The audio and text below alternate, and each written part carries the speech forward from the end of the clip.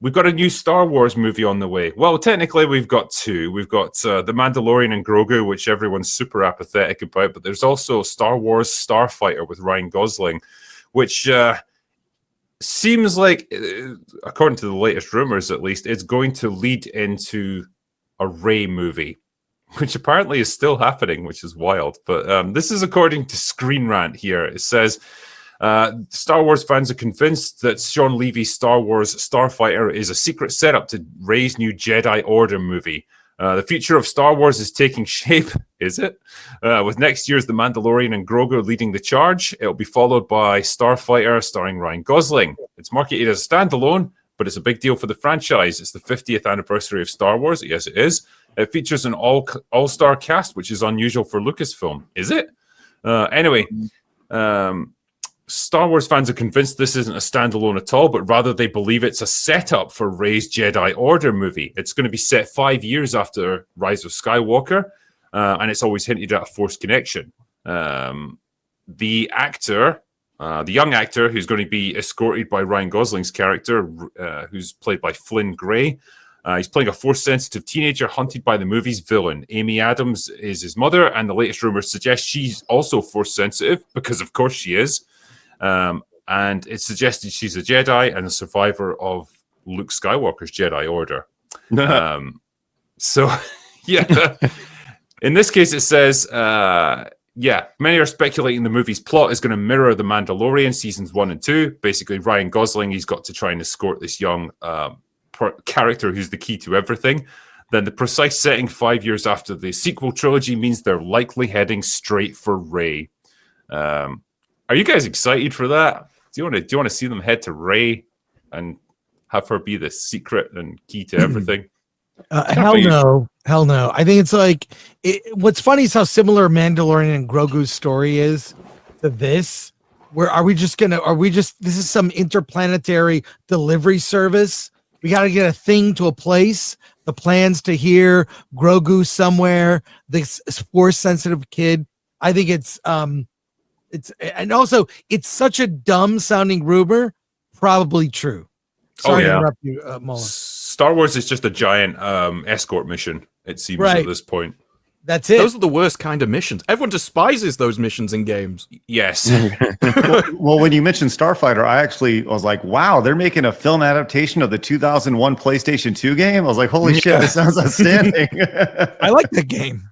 Yeah, dude, it's pretty good. Can I just read you this one sentence here, or two sentences, sorry, that it made me laugh so much. Daisy Ridley's return was announced at Star Wars Celebration like 3 years ago, with Sharmeen Obaid-Chinoy to direct New Jedi Order. Plans seem to have been in flux since then. That's a nice way of putting it. But get this, Rey is considered Star Wars' most valuable cinematic asset. What?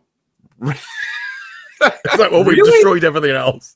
You can fudge numbers to try and make that argument, but anybody with working eyes, like, ears and fucking the history of the past, everything since 2012, I guess, you could never conclude that.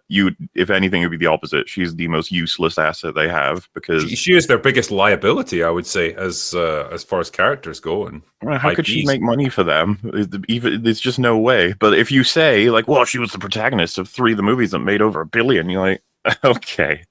That's what they've said, though. In their boardroom, in their meeting rooms, there will be like a chart with all the profits of all the movies. Like, well, Kenobi, that wasn't watched by many people, so no one likes him anymore. But Rey, she made all the money. And there'll be an executive that's never seen any of the Star Wars stuff. He'll see the chart, go, okay, Rey. What can you compare it to, though? In terms of cinematic releases, they stopped 6 years ago. So you've essentially got like the sequel trilogy. Let's bring up the graph for that, shall we? Because it's pretty sure it's a downward trend sharply there. You got Rogue One. It did pretty well, but it's a standalone thing, and it was capped off with Andor, which can't make any money. And you had Solo, a Star Wars story, which bombed. That's it. That's all you got to compare it to. So I guess by default it wins, but is that really telling us anything? Are they that stupid when it comes to accounting with money, like for what it means of which characters need to be used? And it's like, well, I guess a lot of these people at the top of the chain don't even watch movies. They're just like in the discussions going, I don't know, use asset 3 and 6 if you have to. Use like they refer to everything in like a cold way, so they probably don't even know what a Rey is. They're just like, do people like it? Deploy the Rey into movie. Some fucking idiot writer or director who loves Rey is like, yes, everyone does. It's going to make all of the money. They've been waiting for Rey to come back with bated breath. Oh my god. It was funny you said, by the way, like the future of Star Wars is taking shape, and you're like, is it? It's like, I guess it is. It's just a really bad shape, like possibly worse than it currently is. See, okay, I've never been a Star Wars guy, right? I've seen each movie exactly once, right? And so I'm in uncharted territory here. So let me just say this. I like to look at data, right? And I know that the last 3 movies have done well over $1 billion, right? But what I see is Episode 7 doing over $2 billion. Then I see 8 doing 1.3, and then I see 7 doing just over $1 billion, right? So what I see this, I see a downward climb, right? Yeah. Which, you know, hey, yes, they're all killing it as far as revenue wise, but it's still on a stark decline. When you drop 50% of your earnings over 3 movies, that should tell you a lot. And the problem they had is like The Force Awakens garnered huge attention and huge momentum because it was the first Star Wars movie in 10 years. And so there was a lot of anticipation. There was a lot of excitement for it. The marketing campaign was really strong. And so it wildly succeeded. You know, Last Jedi was super divisive. It split the fan base. And as a result, it made $700 million less. Then anticipation for the next one was on the floor, and that's why The Rise of Skywalker, okay, it made $1 billion, which is great. It probably cost about $400 million to make the fucking thing, so who knows how much profit it actually turned. But as you say, the trajectory was down, always downward, sharply. And so Rey was never a popular character. She was probably the least popular aspect of The Force Awakens. It succeeded despite her rather than because of her. So to pretend like she's this like powerful cinematic asset that they can keep wheeling out to like greenlight projects, it's hilarious and wild that they're still clinging to that idea. You think, even Daisy Ridley, when she gets contacted by them once per year to say, "Yep, it's definitely happening," every time she's like, "Why?" like sure, but Probably. why? I think so. She probably knows. She must know. What do you mean? She has to know. She has to also know that like people just don't really like the sequels. So it's just like, what do you want to make more with me? Sure, I'll do it. It's like, it's like I've got not much else going on at the moment, so I'm that or the English Die Hard. Yeah, the cleaner. Well, I'm not the worst. So I always like when she fell off like down the building, and then she's just phoning the police and like, "Are you fucking kidding me?" It's like, "Can you be on hold?" She's like hanging from the building. But I'm not even sure, like, they do think they could keep dragging her out. But if you are looking for something new, you are going to need something to lead into that. And so a Jedi Academy is as good an idea of anything to lead into new characters. And they will just look at everything else. Like, Kenobi flopped. Otherwise, they would have spun something off from that. All the characters that they've tried have all failed. And so they will just go back to the last thing that made money. And if you look at Jurassic Park, they might be like, well, you know, that one made 1.3 and they pulled 900 out, would be okay with that.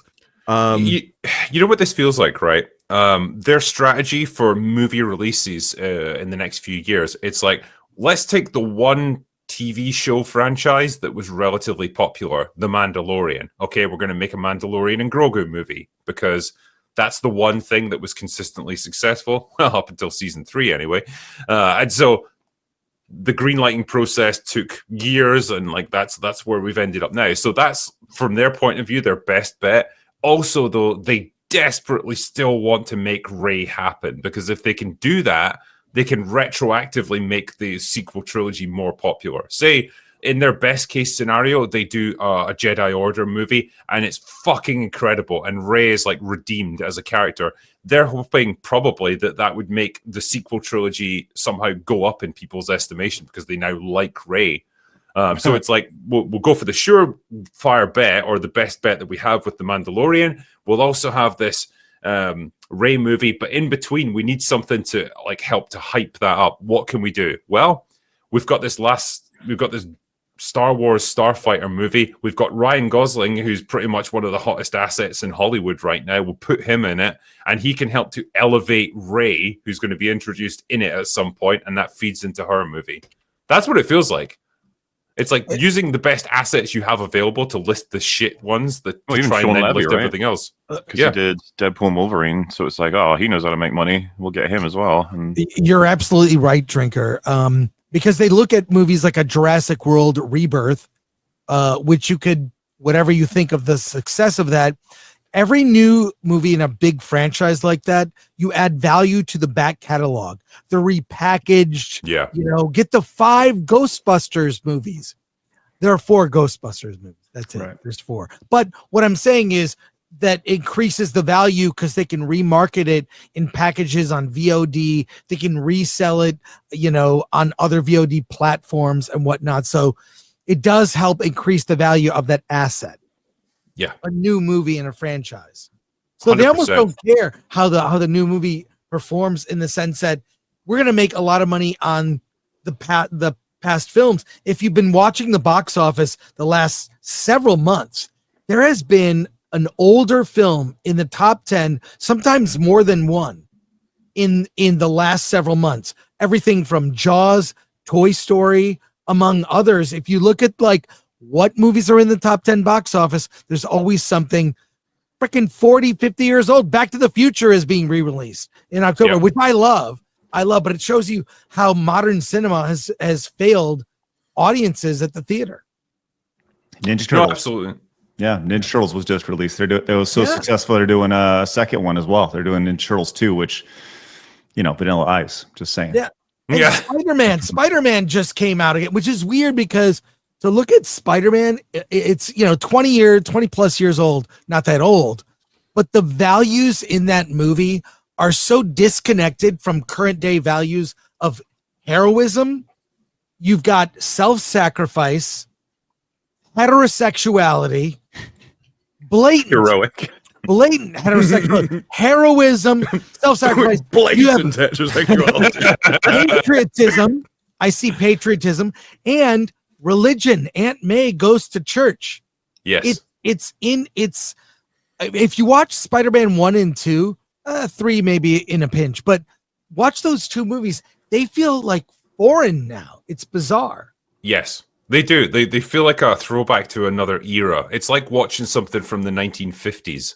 Right. This quaint era when like values were different and like there's something comforting about it almost. And like people respond to it. They still respond to it as they did back in the day. That's the tragic thing. Like they don't respond to movies nowadays.